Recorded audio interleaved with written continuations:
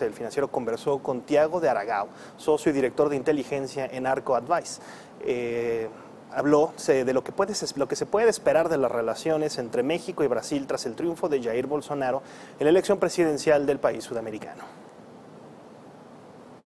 Bueno, tenemos que comprender que ahora México y Brasil están en campos distintos, opuestos en relación a posicionamiento ideológico. Naturalmente, la relación entre los dos países nunca fue muy estrecha, porque la distancia y los focos de los dos países siempre fueron muy distintos. Ahora, lo veo que la relación de Brasil con Argentina debe ser un poco más pragmática, mismo con el ministro de Bolsonaro de Finanzas ayer hablando que Mercosur es un bloque ideológico y que él no va a dar atención al Mercosur. Creo que la relación con Argentina puede sí se fortalecer bilateralmente.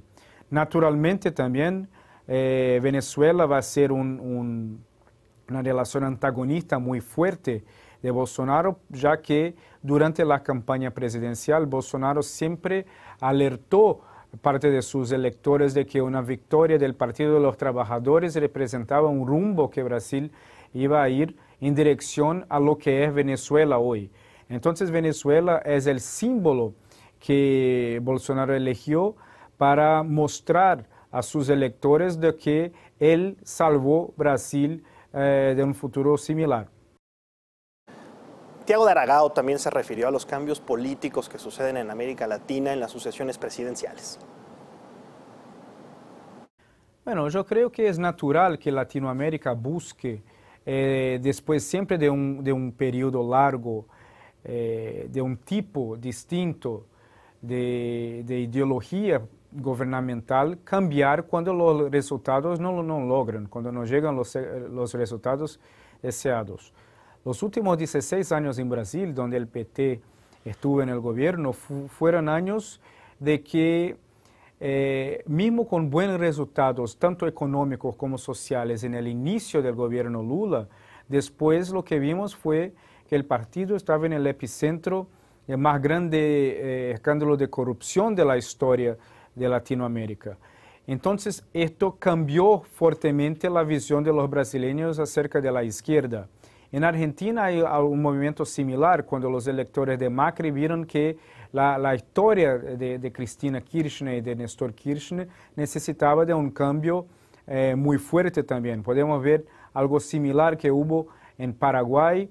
Ahora, Brasil es fuerte e influyente en un tamaño tan impactante que tenemos que aguardar para ver si esto traerá también resultados y cambios profundos, por ejemplo, en Bolivia, en Venezuela y en otros países.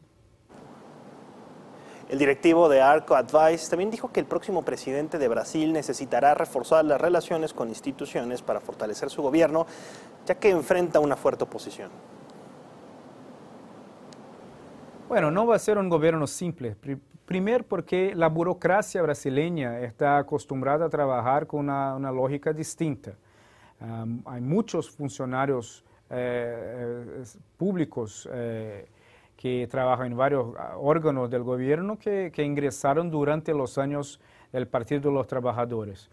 Segundo, Bolsonaro tiene un rechazo ya que no es tan grande como el rechazo del presidente Temer, por ejemplo, ni el rechazo que el PT tuvo en los últimos días de Dilma, pero es un rechazo muy vocal, es un rechazo fuerte, un rechazo que puede representar una potencial instabilidad en la relación con el Parlamento si en los primeros 6 a 8 meses la relación entre el Palacio Presidencial y el Parlamento no es fortalecida.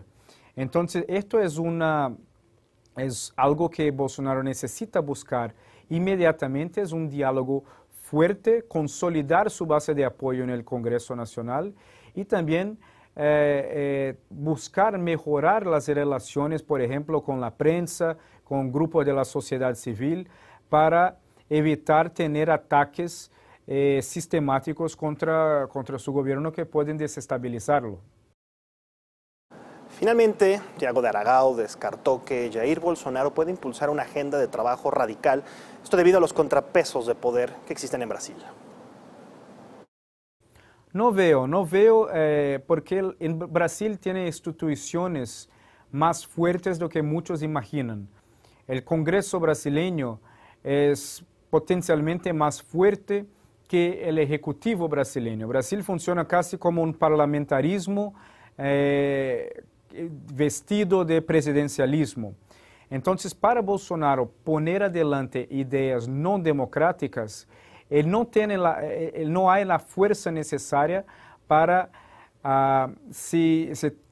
transponer las instituciones, la Constitución y el ambiente democrático que se formó en Brasil. Además de esto, las Fuerzas Armadas que están lo apoyando en varios puntos, yo tengo absoluta seguridad de que las Fuerzas Armadas van siempre a defender la Constitución más do que cualquier individuo que sea presidente del Brasil.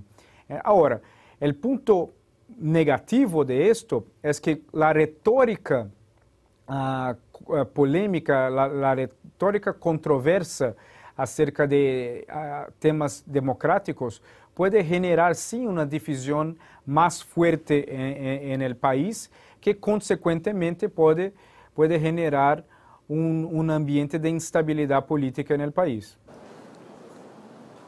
Ahí tiene el análisis de este cambio de gobierno en Brasil.